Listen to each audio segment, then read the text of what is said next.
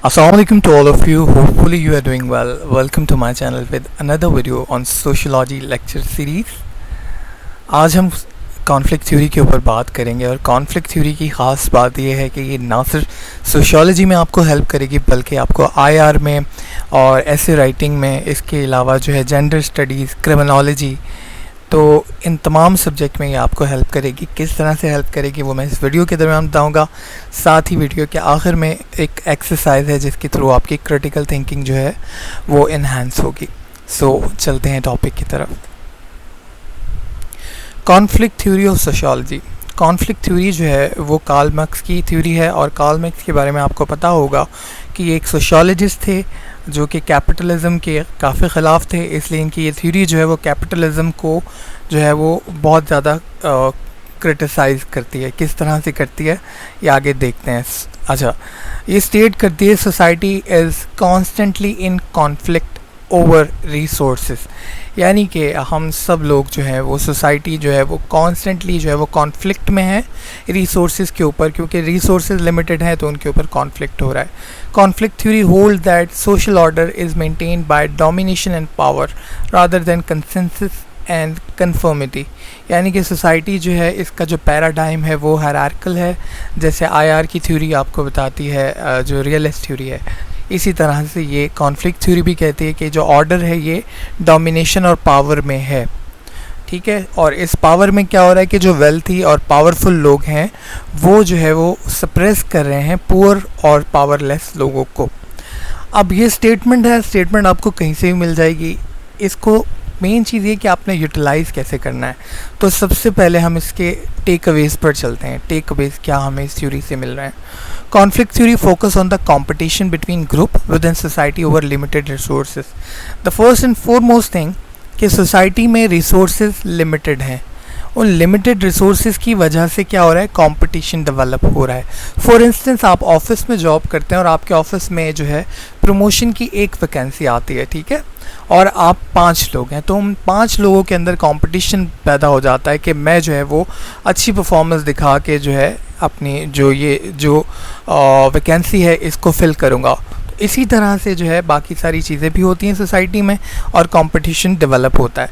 Second take away ये है, conflict theory views social and economic institution as tool of the struggle between group and classes used to maintain inequality and the dominance of the ruling class. अच्छा, जो conflict theory है वो ये कहती है कि आपके जो इकोनॉमिक इंस्टीट्यूशंस हैं वो कंटिन्यूसली क्या कर रहे हैं, वो सर्व कर रहे हैं जो पावरफुल और डोमिनेट क्लास है उसको कंटिन्यूसली सर्व कर रहे हैं। फॉर इंस्टेंस हमारा अगर ब्रिटेन वुड सिस्टम देखें, यानी कि जो आपके आईएमएफ है, आईएमएफ की एग्जांपल ले लेते हैं, तो आईएमएफ क्या करता है, आपके जो अंडर डेवलप्ड कंट्रीज़ हैं उनको लोन देता है। बदले में ये कंट्रीज़ क्या करती हैं कि ना सिर्फ लोन उतारती हैं, बदले में इंटरेस्ट भी उतारती हैं। इट्स मीन कि गरीब जो है वो मज़ीद गरीब तर होता चला जाएगा और अमीर मज़ीद अमीर तर होता चला जाएगा। ये मैं एक पर्सपेक्टिव बात कर रहा हूँ कॉन्फ्लिक्ट थ्योरी और कार्ल मार्क्स के पर्सपेक्टिव से। तो इसके और भी एंगल्स हैं लेकिन अभी हम इसी एंगल को टच करेंगे, ठीक है। तो इस तरह से जो है ये कहता है कि कॉन्फ्लिक्ट थ्योरी क्या करती है, कॉन्फ्लिक्ट थ्योरी कहती है कि इकोनॉमिक इंस्टीट्यूशंस जो है वो कंटिन्यूसली जो है वो अपर क्लास को जो है वो सर्व कर रहे हैं या डोमिनेंस क्लास जो है उसको सर्व कर रहे हैं। अच्छा, Marxist conflict theory see society is divided along lines of economic less between the class between the proletarian working class and the bourgeois ruling class. तो कॉन्फ्लिक्ट थ्योरी जो है वो ये कहती है कि जो आपकी सोसाइटी है वो बटी हुई है, उसमें स्ट्रैटिफिकेशंस हैं। किस तरह से कि एक अपर क्लास है, फिर मिडिल क्लास है और लोअर क्लास है। इसमें क्या हो रहा है, जो बॉर्जियस हैं, जो रूलिंग क्लास है, वो प्रोलेटेरियंस को एक्सप्लॉइट कर रहे हैं, वो उनसे काम ले रहे हैं और उनसे फ़ायदा लेकर जो है मज़ीद अमीर तर होते चले जा रहे हैं। फिर जो है later version of conflict theory look at other dimension of conflict among capitalist functions and between various social, religion and other type of groups.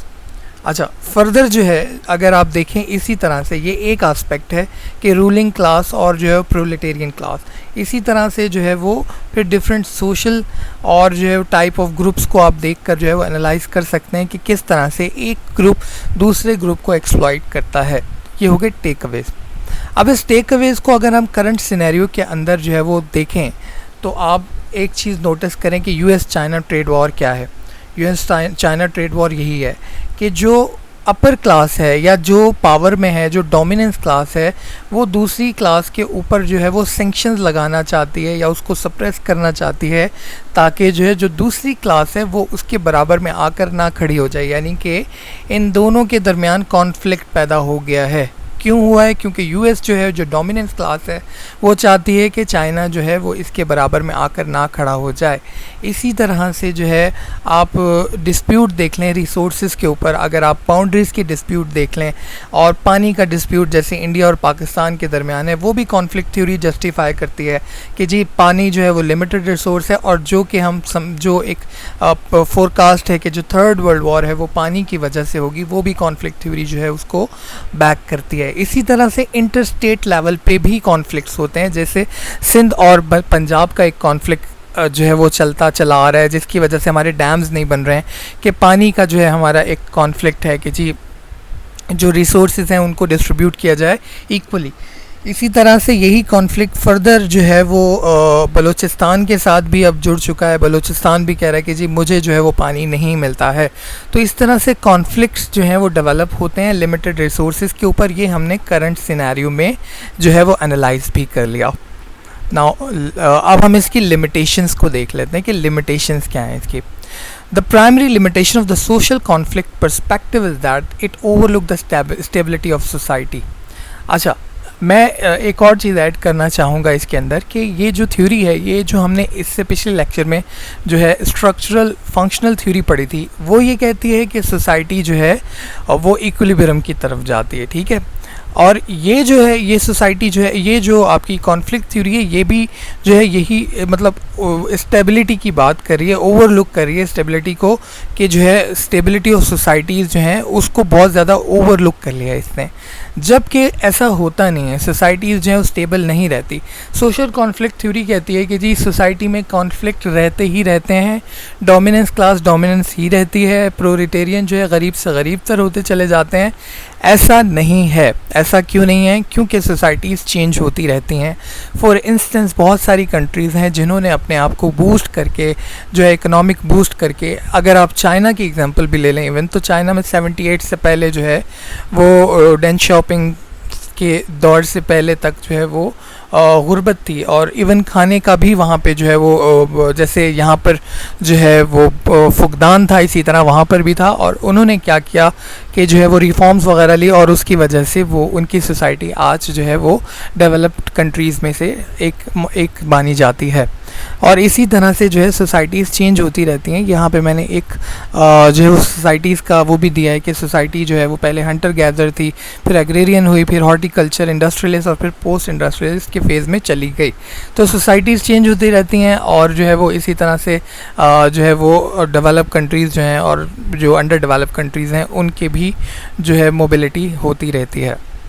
अच्छा, अब मैंने जो असाइनमेंट की बात की थी कि आपको इस थ्योरी को समझने के बाद अप्लाई करना है अपनी करंट सिनेरियो के अंदर, अपनी कंट्री के जो कंडीशंस है उसके अंदर, और अपनी मौजूदा ज़िंदगी के अंदर। अच्छा, इससे होगा क्या? इससे आपकी क्रिटिकल थिंकिंग इन्हांस होगी। तो सवाल ये, who benefit from any element of society? For instance, who benefit from the current higher education system in Pakistan? तो the answer of course is the wealthy. अब पॉइंट ये है कि हायर एजुकेशन सिस्टम जो है वो एक एलिमेंट है सोसाइटी का। उससे फ़ायदा कौन ले रहा है? उससे फ़ायदा ले रहे हैं वेल्दी लोग। क्योंकि जो आपकी हायर एजुकेशन है वो महंगी है मुल्क के अंदर, ठीक है। जो लोअर क्लास तबका है वो उसको अफोर्ड नहीं कर सकता। तो जब वो उसको अफोर्ड नहीं कर सकता तो फिर जो है जो वेल्दी हैं वो लोग जो है वो इसका फ़ायदा उठाएंगे। इससे नुकसान क्या होगा? इससे कॉन्फ्लिक्ट क्या डेवलप होगा? इससे कॉन्फ्लिक्ट ये डेवलप होगा कि जब गरीब से गरीब तर होता चला जाएगा तो फिर एक वक्त आएगा कि रेवोल्यूशन होगा, चेंज की बातें होंगी, जैसे पाकिस्तान के अंदर भी हुई कि जी चेंज होना चाहिए। वो चेंज आया नहीं आया एक अलग सिनेरियो है। अच्छा, इस तरह से आप जो है वो चीज़ों को एनालाइज करेंगे, इस थ्योरी को देखेंगे कि कौन से इंस्टीट्यूट्स जो हैं वो किसको जो है वो बेनिफिट दे रहे हैं और किसको बेनिफिट देना चाहिए था इनको। जैसे आपके पॉलिटिकल इंस्टीट्यूट को आपकी आवाम को बेनिफिट